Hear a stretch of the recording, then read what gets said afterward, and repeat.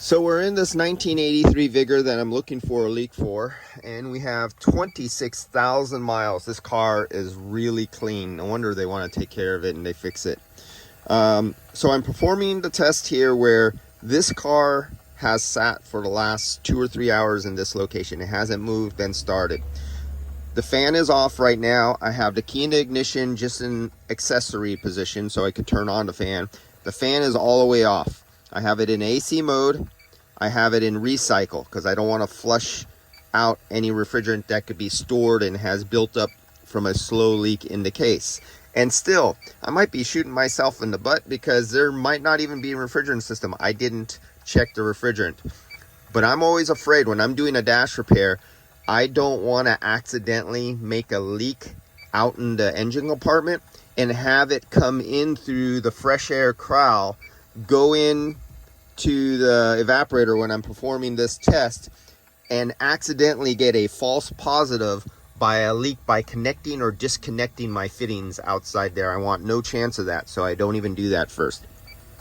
So this is what I'm going to do. All I'm going to do is I'm going to click this one click. I hold my face right by the vent, and I usually go up one click and right back down, and the fan will just get a bump start. It'll just bump a little bit, and it'll push a really slow, small amount of air out. And because it does that, the air, if there's a refrigerant leak, will stay concentrated because you haven't flushed a bunch of fresh air in it, mixed it up and diluted down to a part where your leak detector can't detect it. Now, if you have one of those cheaper leak detectors, $200 or $300, you might not be able to use this method because it's not sensitive enough. This is down to parts per million. So let's give this a little bump. And I feel it. That's it. Did you see how my click? Nothing. Let's do it again. Watch my finger. That was enough to get the fan roll.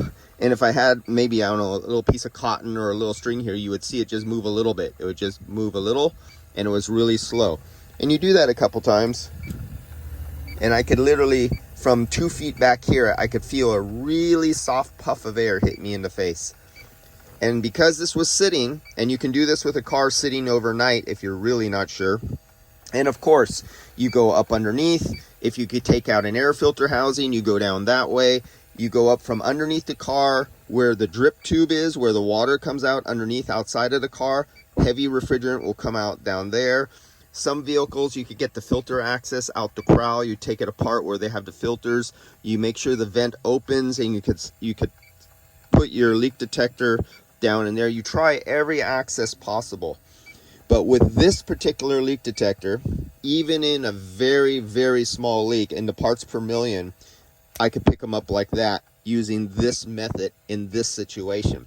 Different leak detectors, different situations call for different measures.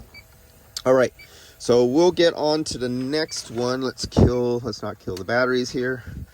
And I am going to go over, and it'll be in the next video, and I'll start the vehicle up. I'll hook up my gauges so you guys can see. Actually, what I'll do is we'll just see if electrically it comes on to see if there's enough pressure to activate the pressure switches. And if the clutch engages, then we know we have pressure in the system.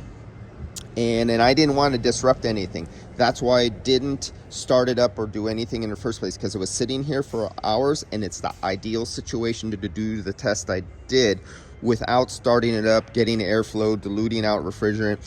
It's been sitting, and that's your ideal location in that method. Now, there's situations where leaks only happen when it's in operation, and then the leaks stop when you shut the car off. And let's see, we have something a little interesting over here. We have an Insight, and since you guys don't get to see electric vehicles too much, or hybrids, battery pack is being removed, and this is the battery pack. It's a little tiny thing, and it's light too compared to my Prius. This one man can do this really easy. The Prius kind of hurt my back a little bit, but I did do it by myself. And I'm fortunate because I have the interior out of my vehicle for my work van, so I call my Prius my work van. I was able to do it in 45 minutes because I had no interior in it. And yeah, that's it. That's the Honda Insight. Very simple. And cooling is very important. Look at the size of the fan on this thing. Look at that big ducting right there. to cool off the inverter. Look at the plenums over there. That's the electrical wiring coming in right there. That's the air plenum over there. Look at the vent plenum right there.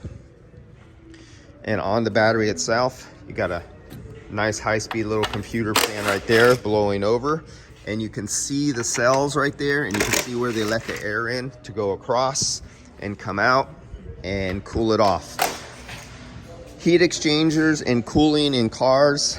If you don't have somebody who understands cooling or heat exchanging and taking care of heat in these new electric and hybrid cars, you'll be out of business. All right, guys, let's get back to the Vigor.